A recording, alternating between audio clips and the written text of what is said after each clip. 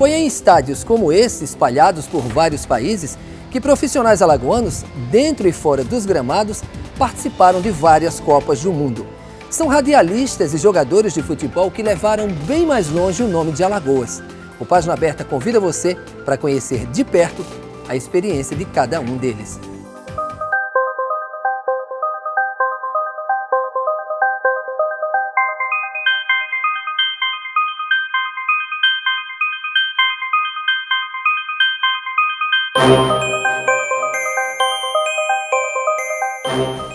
Ruas enfeitadas com as cores do Brasil. Para onde quer que se olhe, lá estava a combinação entre o verde e o amarelo. A bandeira, símbolo maior da pátria, também estava lá. Uma época em que o espírito de brasilidade aparece com mais intensidade. Mesmo que a seleção brasileira não tenha conquistado o título, o amor dos brasileiros pelo futebol continua tão forte como sempre foi. Se nas ruas o clima foi de entusiasmo, imagine para quem já experimentou ao vivo a emoção de participar de várias Copas do Mundo. O comentarista esportivo Antônio Torres, um dos mais experientes e tarimbados profissionais de sua área no Brasil, teve essa satisfação. Ele estreou em Copas do Mundo em 1982 na Espanha pela radiodifusora, por meio de um pool de emissoras do Nordeste. Uma rádio pioneira, como a radiodifusora, ter uma Copa do Mundo para transmitir com vozes alagoanas, aliás, até o slogan era esse: acompanhe a Copa pela difusora com vozes de Alagoas que você conhece. E fomos eu e Arivaldo Maia. E foi um sucesso, Sérgio. Eu diria assim que foi uma experiência muito gratificante. Nós fizemos a Copa lá na Espanha, o centro de imprensa era lá em Madrid. O Brasil ficou sediado lá em Barcelona, ali perto de Barcelona. Nós ficamos ali no centro de imprensa, mas depois a gente começou a acompanhar também de perto a seleção brasileira. Torres destacou o pioneirismo da difusora também na Copa do México em 1986, quando a seleção brasileira foi eliminada pela França. Em 1990, na Copa da Itália, ele foi sozinho e viu o Brasil ter um desempenho decepcionante. Uma seleção bastante bagunçada, a seleção do Brasil, sem comando, foi com o Lazzaroni, não deu certo. O Brasil fez a pior campanha dele de todas as histórias. E aí, Sérgio, bateu em mim um negócio assim, rapaz, vou deixar de vir para a Copa do Mundo. Só é frustração. A gente faz um trabalho profissional, vibrando, né? Porque a Copa do Mundo cria aquela grande expectativa. Mas veio 1994. 4 anos depois, nos Estados Unidos, o destino reservou para os brasileiros uma bela surpresa. 4 radialistas alagoanos tiveram a satisfação de narrar os jogos de uma seleção que conquistava o seu 4º título. Eu, Valmari Vilela, Reinaldo Cavalcante e Jorge Moraes. Os 4 fomos para a Copa dos Estados Unidos. E aí carimbou, o Brasil ganhou a Copa e eu achei que eu não era mais pé frio. Mas nem tudo são flores. O comentarista sentiu isso na pele quando perdeu sua bolsa com as credenciais e os documentos. Começava ali uma dor de cabeça inesperada.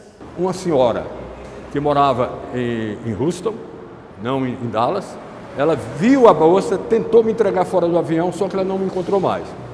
Aí é que digo, eu digo que é importante, essa credencial que a gente tem na Copa do Mundo. Pela credencial da Copa, eu fui localizado, que eu era credenciado pela Rádio Clube de Pernambuco. O marido da mulher contactou com a Rádio Clube em Recife e disse: o hotel que eles estão é esse. Esse Antônio Torres faz parte da equipe.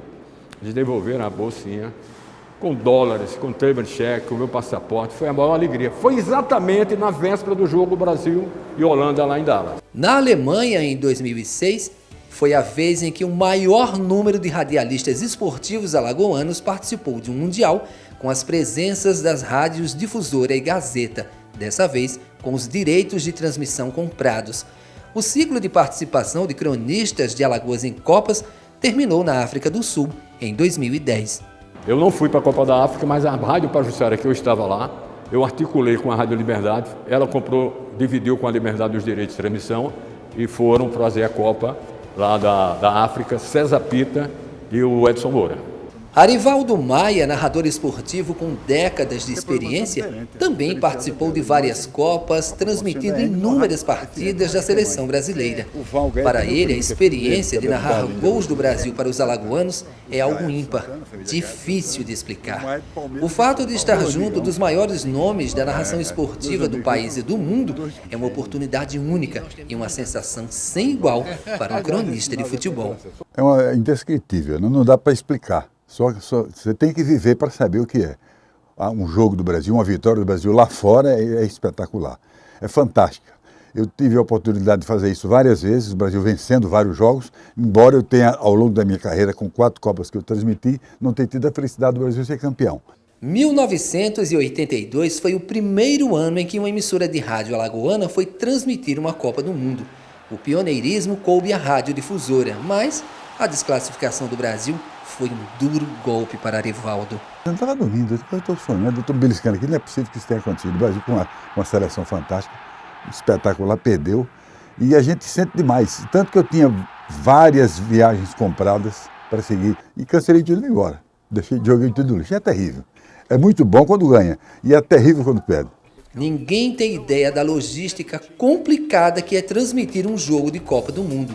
Desde os recursos técnicos, o credenciamento dos profissionais no centro de imprensa, os altos custos, a comunicação diária com o Brasil, tudo requer competência, conhecimento técnico, paciência e muita dedicação. Você chega num país totalmente desconhecido, vai ter que se credenciar, é um problema seríssimo o credenciamento, seríssimo.